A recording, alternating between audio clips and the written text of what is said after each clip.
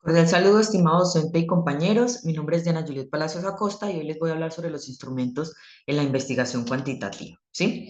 Entonces, ¿qué es la investigación cuantitativa? Ella se caracteriza por su rigor en el ejercicio de medición. Es más del enfoque numérico, de poder medir ya sea con estadísticas, con variables, con matemática propiamente dicha, constructos, estandarización, bueno, en fin. Entonces dice que la investigación cuantitativa se caracteriza por su rigor, objetividad y medición estandarizada de fenómenos sociales, educativos o psicológicos, en el caso de nosotros en psicología. Y la investigación cuantitativa es uno de los tantos enfoques. Está el cualitativo, que es propiamente hacia el ejercicio de la descripción, del texto, documento, en fin, y está lo cuantitativo, que busca más bien esa objetividad en los datos y en la información que se entrega. Y este viene acompañado de unos instrumentos de recolección de datos, y esta es fundamental, porque es el que permite convertir realidades observables en variables numéricas, ¿sí? Que yo puedo analizar estadísticamente, es decir, no se va a quedar solo en el discurso, sino que las podemos medir numéricamente, y medir algo numéricamente permite poder estandarizar, que le llegue a muchas personas, ¿sí? Entonces dice que uno de los objetivos de los instrumentos es que busca precisamente eh, eh, esas características propiamente de estandarizar eh, un constructo, un patrón, y normalmente se aplica para la psicología en las pruebas psicosométricas, ¿sí? Entonces, ¿cuál es el concepto de instrumento? Entonces, yo les puse por acá que normalmente es una herramienta estructurada que mide variables de interés con criterios obviamente de validez, confiabilidad, y que va a garantizar un resultado comparable. Entonces, cuando se dice estructurada, es que yo debo de estructurar, ya sea por dimensiones, por conceptos o por constructos, lo que quiero preguntar o a lo que quiero llegar. Entonces, todo esto se construye, o este instrumento se utiliza es para poder llegar a los resultados de mi investigación, ¿sí? Entonces dice que las características principales o esenciales de un instrumento de recolección en el método cuantitativo va a ser que me permite estandarizar. Ya les había comentado por qué me permite estandarizar, porque si yo estructuro muy bien una pregunta y con una serie de respuestas, pues yo le puedo preguntar eso a muchísimas personas, a una muestra mucho más amplia, y eso me va a permitir datos más precisos, ¿sí? Validez, pues mide lo que se propone medir, ¿sí? El truco es que ese instrumento que voy a aplicar, independientemente del que sea, eh, atienda al propósito de la investigación. Y atienda al propósito de la investigación es que si yo digo que voy a investigar la depresión en estudiantes universitarios, pues tiene que medir, tiene que ser validado al punto de que mida esa depresión en estudiantes universitarios, no preguntarles por otro tipo de asuntos o que me arroje otro tipo de resultados totalmente diferentes a lo que quiero en mi investigación. La confiabilidad, pues la gracia es que esos resultados tengan una consistencia, ¿sí? Que sean consistentes entre el constructo, lo que busco medir, el objetivo de mi investigación, etcétera, y que haya objetividad en la aplicación e interpretación. Y objetividad no dejar a lo subjetivo. ¿Y qué es dejar a lo subjetivo? Pues es un ejercicio muy cualitativo, es a lo que infiera el investigador. ¿Sí? Es que el investigador, a raíz de lo que leyó y de lo que le contó en una entrevista, ese individuo pues infiere muchas cosas, y la inferencia está sujeta a veces al sesgo, a lo que asumió el investigador, qué fue lo que le quiso decir el entrevistado. Esta no, esta es muy objetiva en el ejercicio de te puse una cantidad de ítems neutrales objetivos, pues con cuál más te identificas o hacia qué le apuntas. Entonces allí es más lo que te entrega el individuo seleccionado, pues, que lo que infiera el investigador. Si bien si hay unos análisis y unos resultados después de ello, ya van a ser mucho más tangibles en el ejercicio de que fueron medibles. Entonces, tipos de instrumentos de investigación cuantitativa. Entonces dice que está el cuestionario y la encuesta. Entonces, este es un instrumento con ítems cerrados. ¿Cómo así que con ítems cerrados? Normalmente los cuestionarios tienen una serie de preguntas o dimensiones dependiendo de mi investigación, y lo que busca es aplicar en esa pregunta una escala uniforme que me permita a mí identificar esa percepción, esa actitud, ese nivel de cualquiera de mis entrevistados. Entonces dice que puede ser tipo Likert, normalmente es un tipo de escala de frecuencia, te la encuentras más o menos en muy frecuente, poco frecuente, nada frecuente, o de identificación, me identifico, no me identifico, poco me identifico, neutral. Es una escala que me permite, em, digamos, llevar a ese encuestado a que me diga qué escala lo representa más, y al ser una escala voy a poder medirla objetivamente. O también está la de opción múltiple o verdadero o falso, que normalmente las de dos ítems, o verdadero o falso, bueno o malo, bien, regular, excelente, regular, etcétera, son dicotómicas. Dicotómicas es que tienen solo dos tipos de opciones, igual siguen siendo cerradas. Cuando tú le das opciones, es esta o es una serie de las que están aquí, se llama cerrada. Abierta quiere decir que yo le permito a él expresarse, contar su experiencia, y normalmente son entrevistas que no tienen que ser estructuradas, son mucho más fluidas y son muy propias del método cualitativo, ¿sí?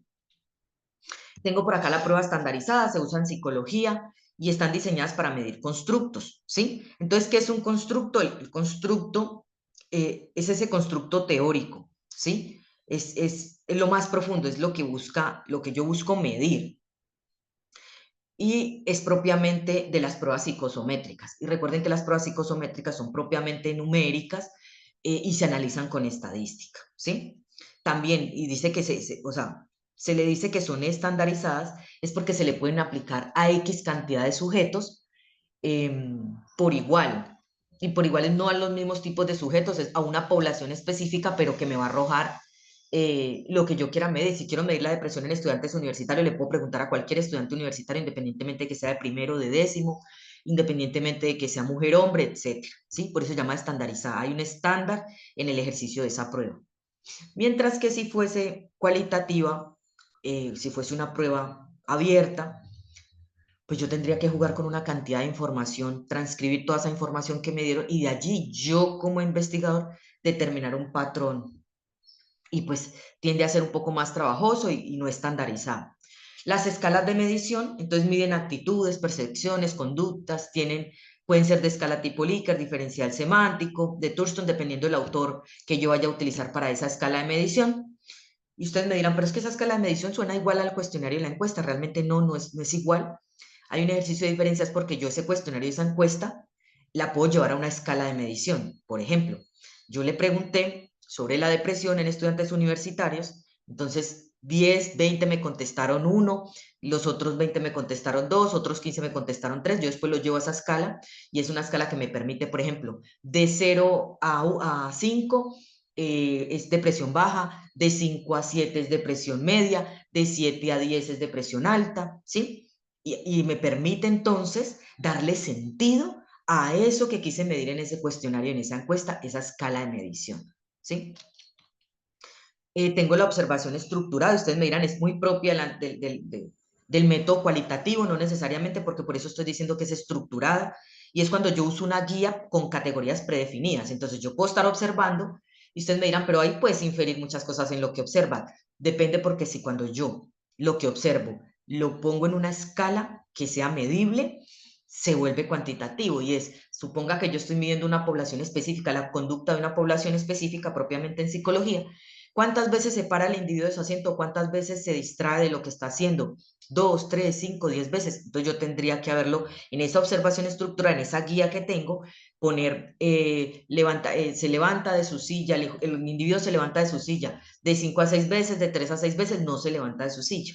Entonces eso es una guía estructurada por categorías que me va a permitir no inferir o creer que algo pasó, sino propiamente medirla de manera correcta, pues. Entonces, análisis documental con matrices, normalmente se categoriza por la información secundaria. Normalmente yo extraigo datos de una base de datos, información propiamente cualitativa, texto, teorías, pero es que esto puede ser medible con matrices. Yo puedo darle categorías, yo puedo clasificarla, yo puedo darle una puntuación que me permita determinar qué tanto impacto o no tienen, qué tanta relevancia tiene o no, por el índice H, por el índice de citación, bueno, en fin. Entonces sí, un análisis documental no tiene que ser propiamente cualitativo, puede ser propiamente cualitativo, pero tener una escala que lo haga medible, ¿sí?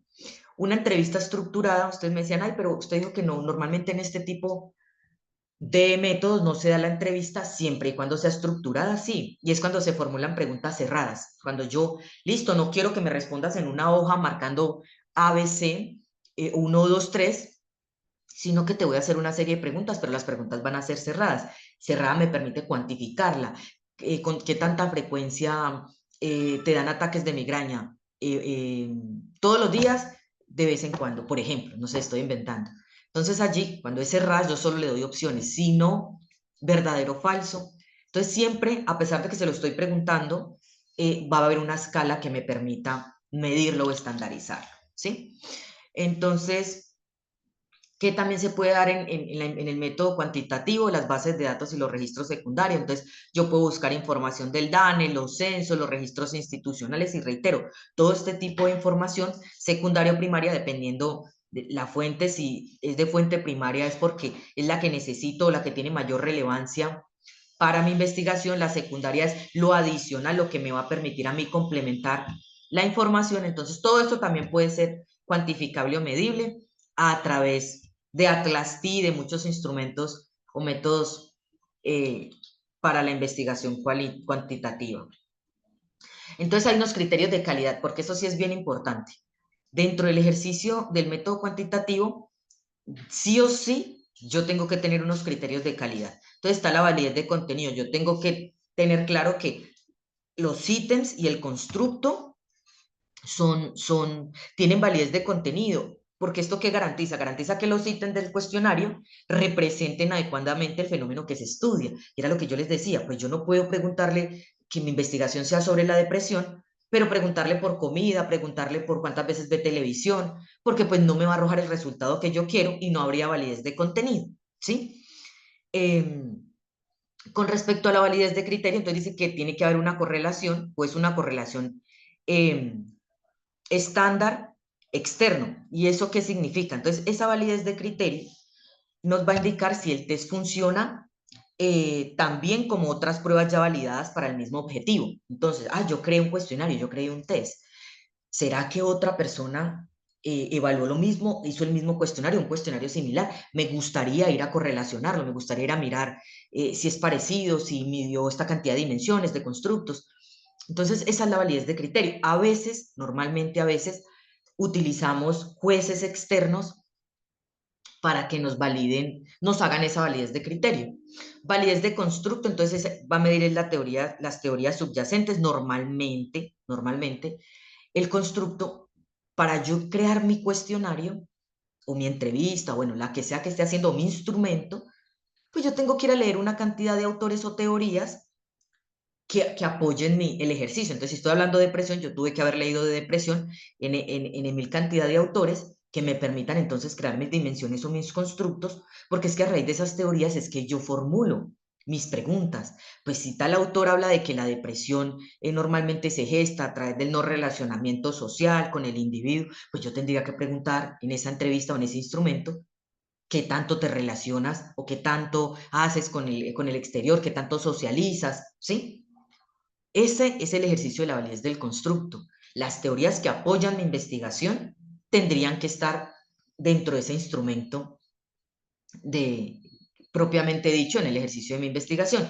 Y la confiabilidad, la medición, es esa medición, eh, es lo que asegura más bien que los resultados de un test no son producto al azar, sino que mantienen estables y conscientes. Normalmente uso el alfa de Cronbach, digamos que la más sencilla, la que conozco, en donde yo coloco la cantidad de preguntas, la cantidad de personas que la respondieron y lo que respondieron, si uno, dos, tres, cuatro, cinco, si por cada pregunta que respondieron, ¿sí? Normalmente eso es numérico y ya después saco ese nivel de confiabilidad, ¿sí? En unas escalas y eso me permite tener un documento con alta confiabilidad, es decir, le apuntó y me va a dar resultados propios que se buscaban en la investigación.